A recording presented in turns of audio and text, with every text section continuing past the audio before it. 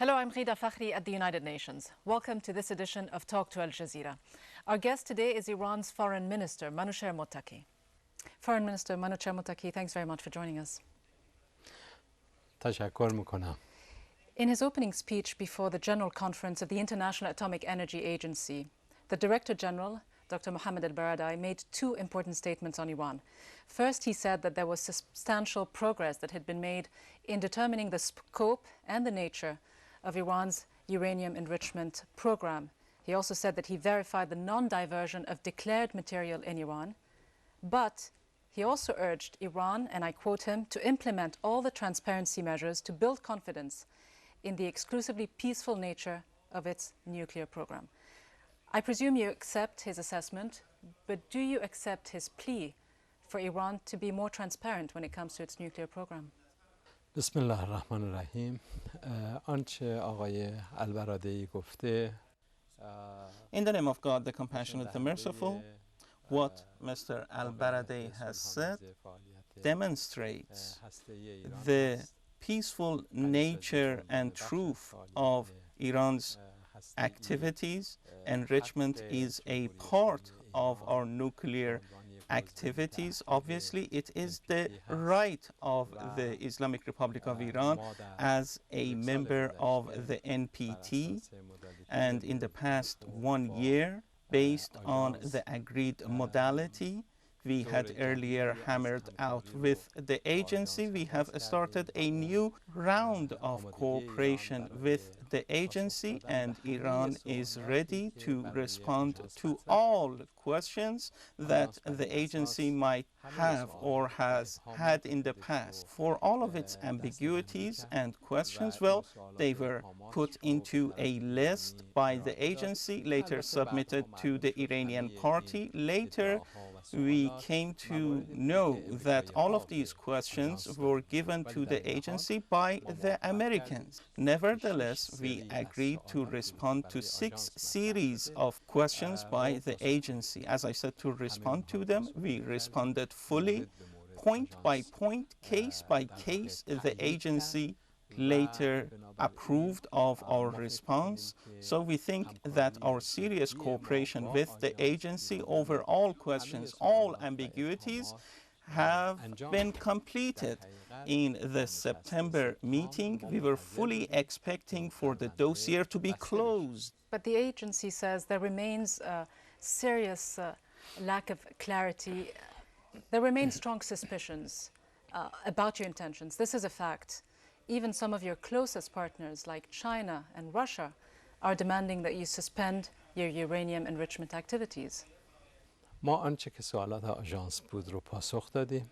Well, we have responded fully to the questions of the agency. These new claims and comments that are leveled and made is nothing but fresh allegations by the Americans. Americans, instead of saying how pleased they are and how thankful they are for the cooperation, which led to greater transparency and also determining the peaceful nature of Iran's nuclear activities.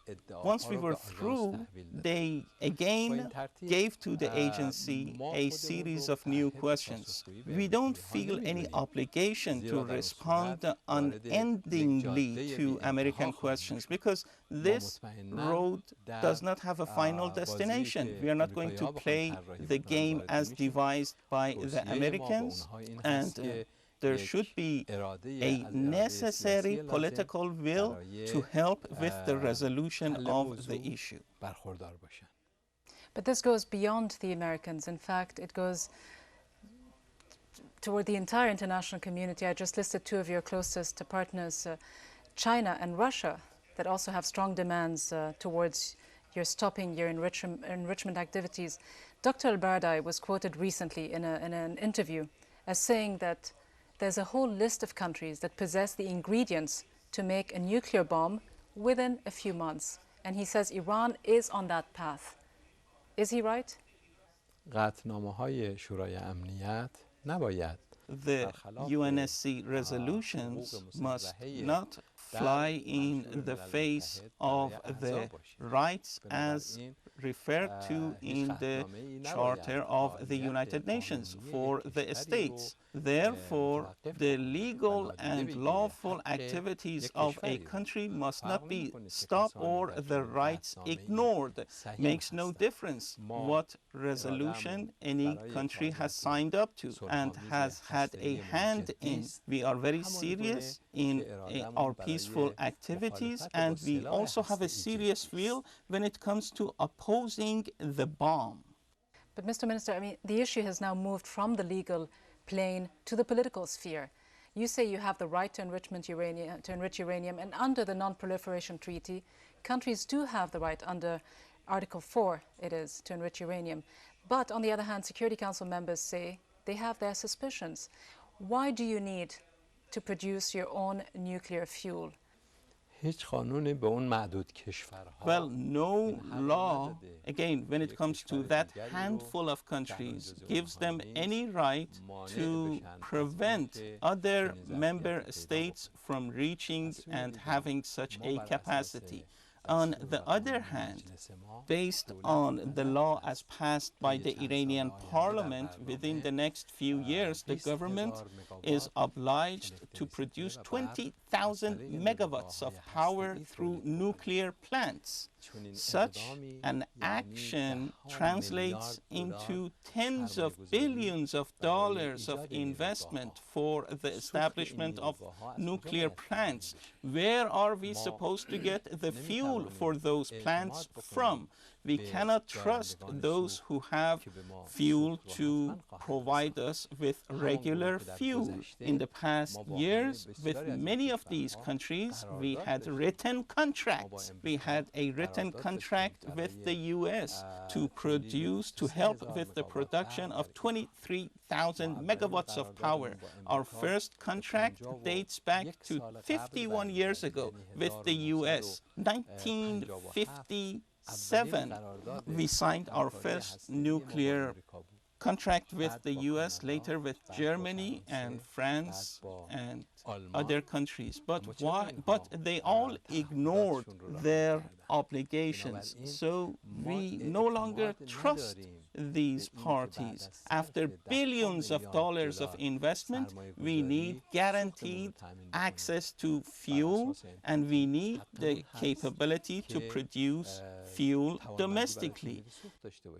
But is this now a test of wills?